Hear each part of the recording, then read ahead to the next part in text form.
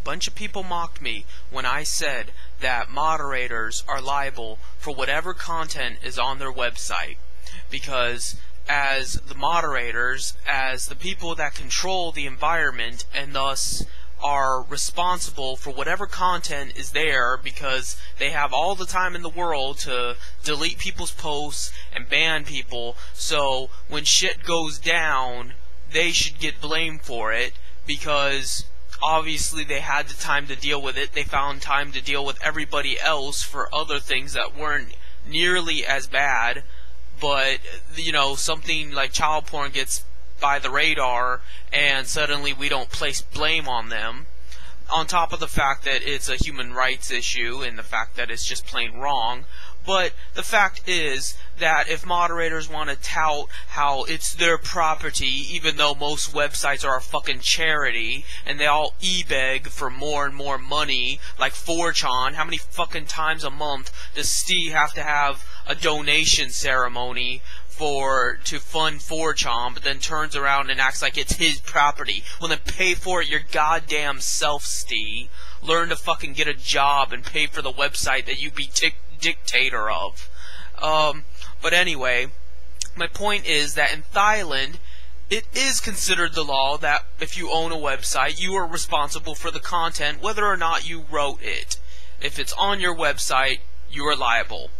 And that puts Mark Zuckerberg in a pickle. It puts him, he risks up to 15 years in jail. And I don't know if, you know, this applies because Thailand obviously isn't America, where Mark Zuckerberg is from, but it's nice to know that in other countries, at least other countries respect human rights to some extent. At least other countries have some kind of decency and moralness about them. At least other countries believe in justice and the rule of law. So I don't know a whole lot about Thailand, but this is good. This at least shows me that, no, you know, I'm not just some guy on the internet spewing hot air. You know, everything I say is true, and everything I say is meaningful, because, you know, I've thought about this. I didn't just wake up one day and decide that I'm going to spend my life hating moderators, that just because I got banned from a couple of forums, I'm going to dedicate my life to, you know, talking about moderators and about how terrible they are. No, I actually thought about this, and I thought about it in depth, because that's what I do. I'm not content with just acting on an emotion or, you know, just spewing my opinion. That's not what I do. What I do is I analyze, and then I verbalize that analysis, and then I bring it to you.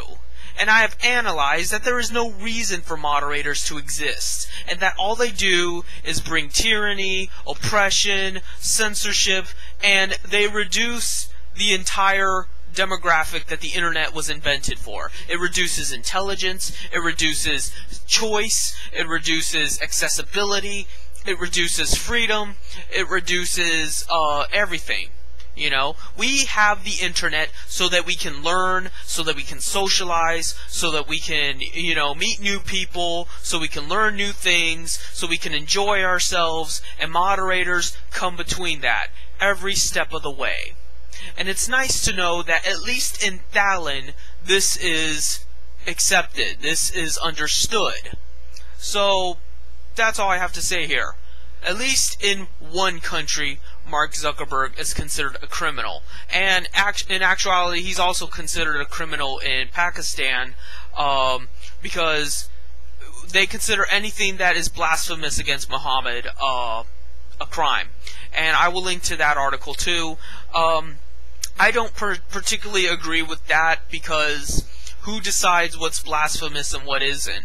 Does having a different religious belief count as blasphemy? You know, I don't know the details to what Muslims consider heresy, blasphemy, whatever. But all I'm saying here is that I'm glad other people see, and in fact entire nations see, that moderators are indeed criminals and need to be punished for it. So that's all I have to say for now.